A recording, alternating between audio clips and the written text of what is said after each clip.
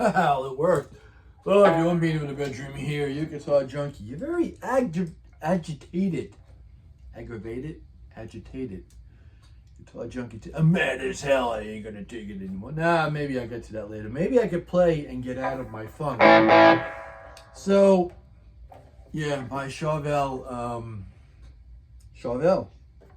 natural ash. Is it swamp ash? I don't remember. Love the neck on here. Whatever this is, and then I'll plug the mic in and see where it goes today. 42. Let's have at it. I don't know. Oh, man.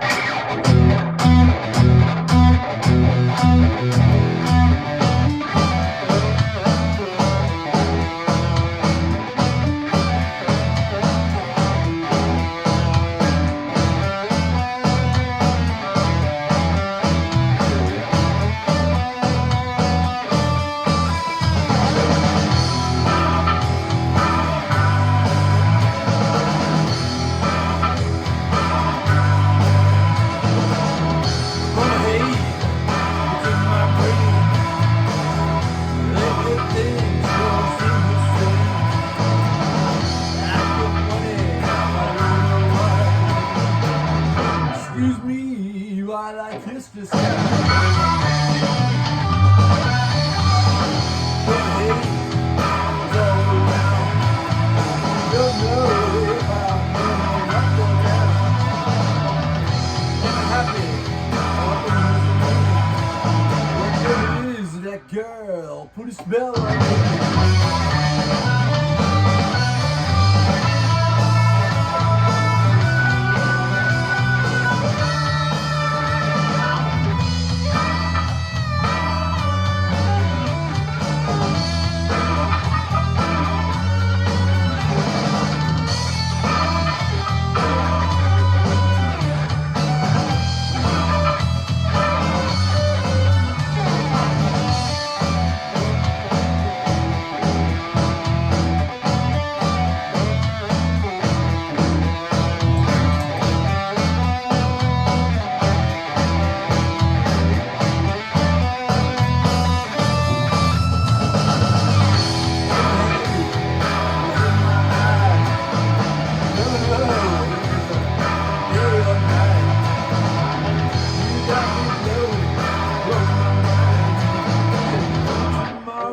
Or just the end of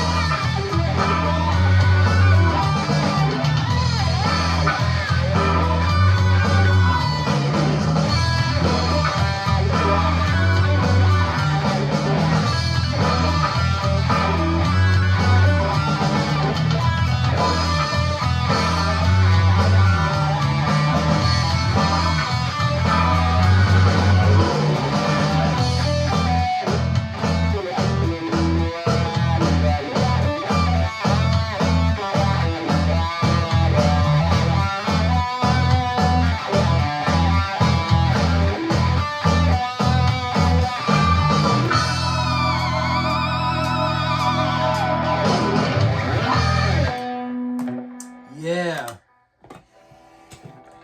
Something just didn't sound right. I think the volume was up too much on the backing track. Yeah, dude, don't stop talking until you plug in the mic. Yet again. What's the matter with you? I don't know. Here we go.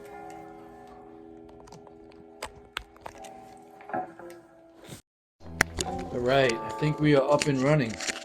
Put it here. I don't pull up my shirt like I do 100 times a day. So yeah, um, I had a list written down. I think it's under the pedal board of all my backing tracks so that I would remember them. And I don't want to scroll through and, I like to pick and choose before, but most of the times I just put the camera on and have at it. A lot of times I don't have anything planned. Today I had, planning on just venting a little bit of a lot that's going on, but yeah, so I let it rip and I was like, oh, I wish I had two tracks for this. That one without the vocals and then one with the vocals so I could just play to it. Like my running down the dream and while my guitar gently weeps, stuff like that. Because I don't like to sing. I'm not a singer. I just sung with my band because we had no one else, and I just had everything, any effect under the sun of trying to make me sound okay. I don't have a singing voice. However, yeah, I just come in and whatever guitar is appealing to me at the time, because these are my all-time players that are out here. I just grab it off the wall. I was like, oh, it's been a while since I grabbed this one here.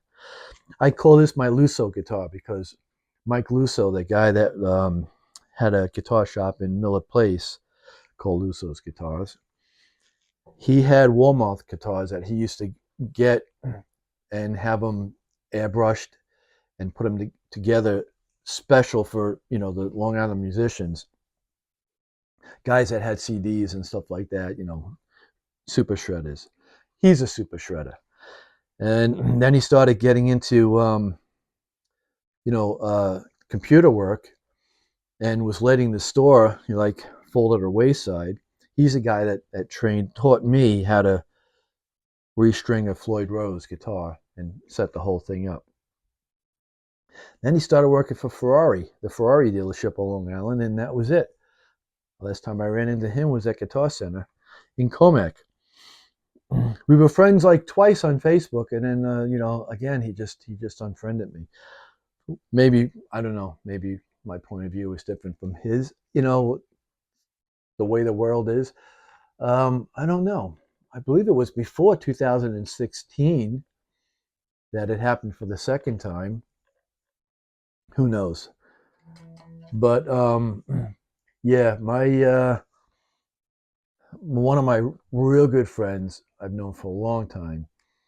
He's a professional musician, and he's opposite of me as far as the direction we go in politics. And this might turn a lot of people off, and if it does, too fucking bad. And if it doesn't, then great. But he leans towards one side, I lean towards another side. And although we don't see eye to eye, and we've had discussions almost to the point of an argument, where he said, "Look, I don't want to talk about it anymore because I don't want to lose my friendship with you," because he knows how I get. I'll be like, "Well, if you got a problem, then goodbye." I cut friends off like that. It's that easy. My wife is like, what's going on? But I could just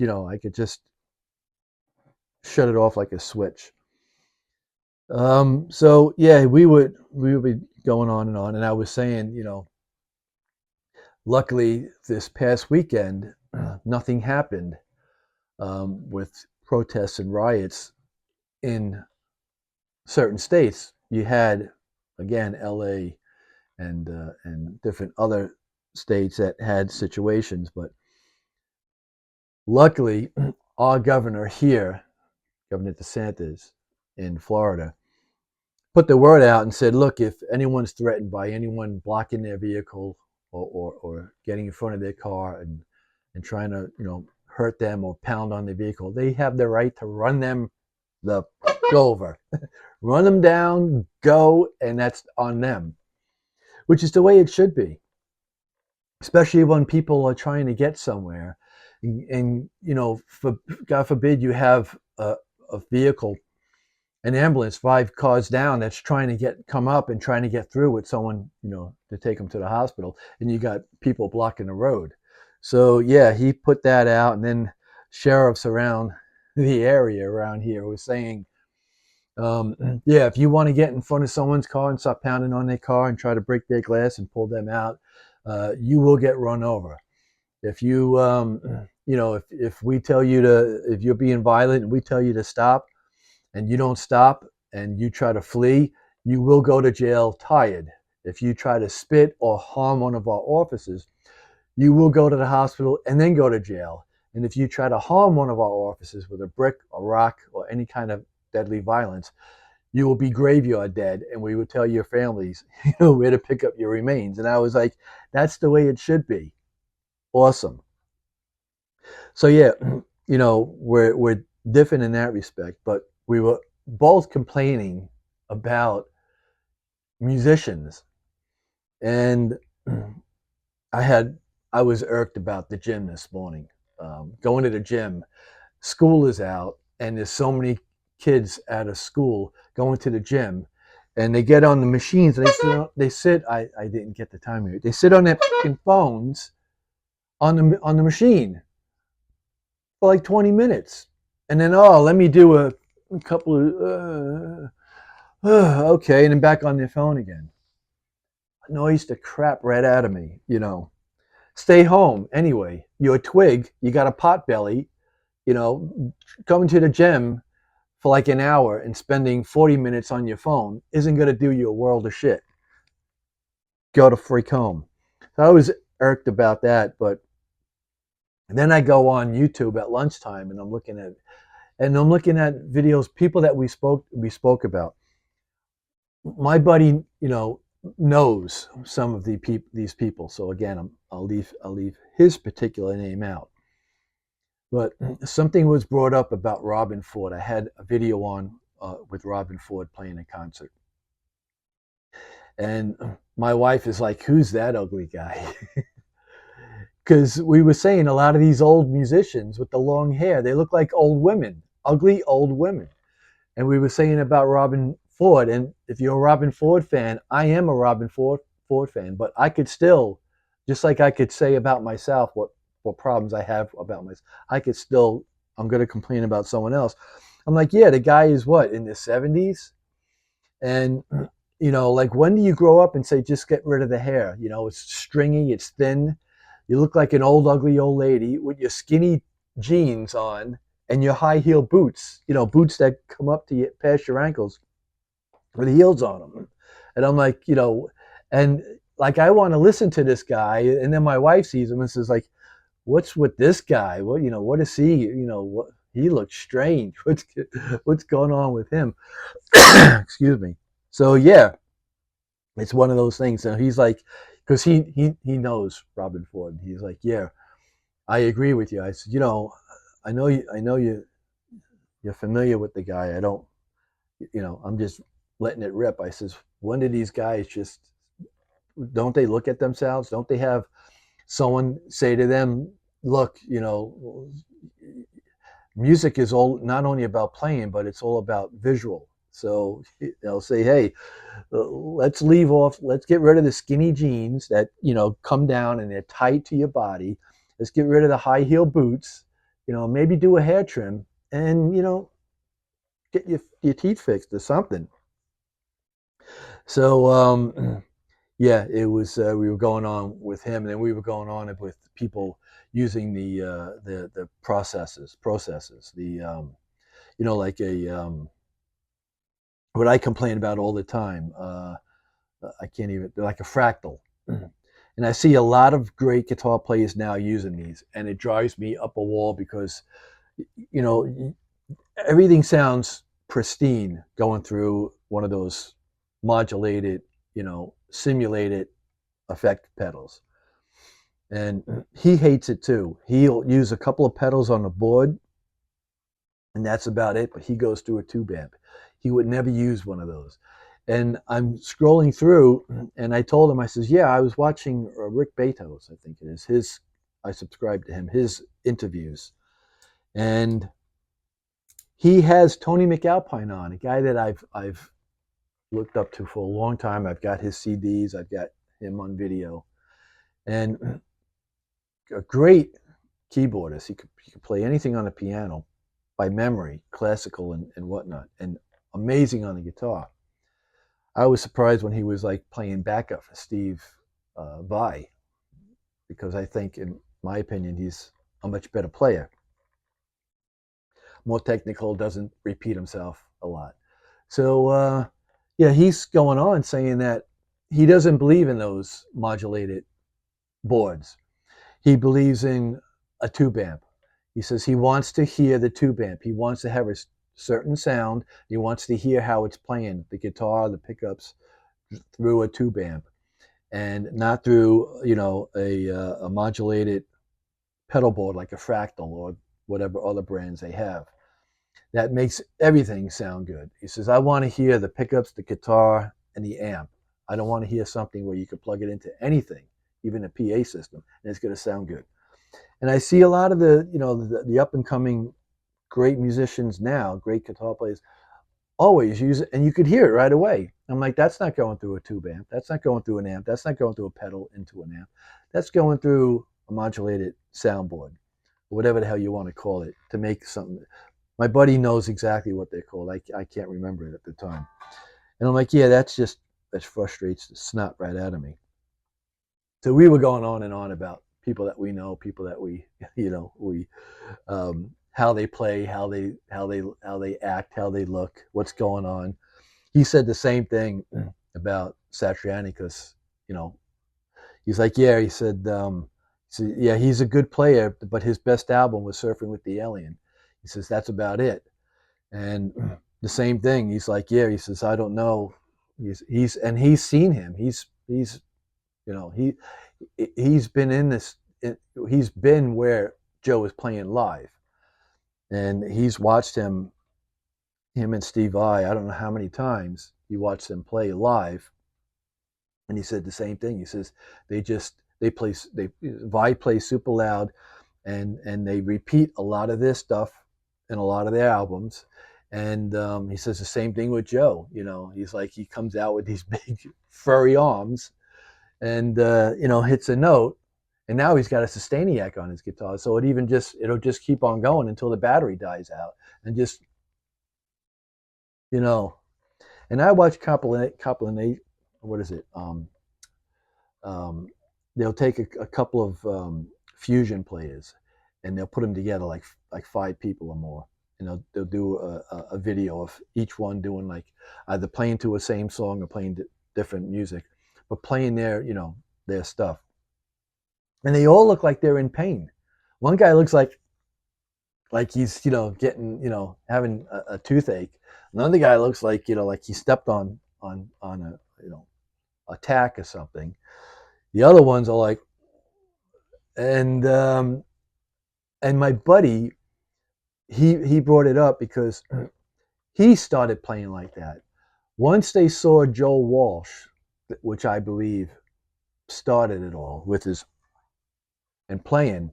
He started playing like that, and right away when he was doing that, his mother said to him, "Why are you making those faces when you play?" And then he realized, "Oh, you're right." You know, so it was like something that they see someone else do it, like monkey see, monkey do, and then they do it. I've never had one time where I played and I had some look on my face. I've had times where I'm playing and I got like goosebumps. I got like this feeling inside. Like the first time I saw Crossroads with Ralph Macchio and the guitar solo at the end with Steve Vai, I saw that in the theater and I got goosebumps. I was like, got this feeling inside, like, wow. Same thing this first time I heard Eruption from Eddie Van Halen. I was like, what is that? I get that feeling, and sometimes I play. Once in a while, I get that feeling where I get like goosebumps. I get the chills. I get that feeling inside, like, wow, that really sounds good. It moved me. But you won't see an expression. And I look back on the video and I'm like, I remember doing that solo. And then when I hit that, I was like, I remember this feeling came over me and I was trying to control it. And I thought it would be something in my face, but it wasn't. Like you couldn't tell. But yeah, we were both going on and on about it, having fun with it, mostly, but really complaining at the same time, just like everything else in this world. But and I tell my wife, I say to her all the time, I get it out. If I see something I don't like, if something, I say it. If I'm driving down the road and some an idiot, cuts in front of me without a blinker, I say something. I yell it out, and then I'm done. It's out. I'm not thinking about it. I won't, think about what I should have said, and not say it, and then mull it over, and then, the next day I'm still aggravated at myself that why didn't you say something? Why didn't you do something? So I just get it out. I let it out and be done with it. It's like when I have an argument with someone. I have an argument with them. We can go, back and forth. I can say what I want to say, and be done with it. And then, a couple of days later, talk to that person like nothing happened, because I don't hold a grudge mostly. So yeah, hope you liked the video, and thanks for watching. Have a good day and a better tomorrow. Come on now, any day now.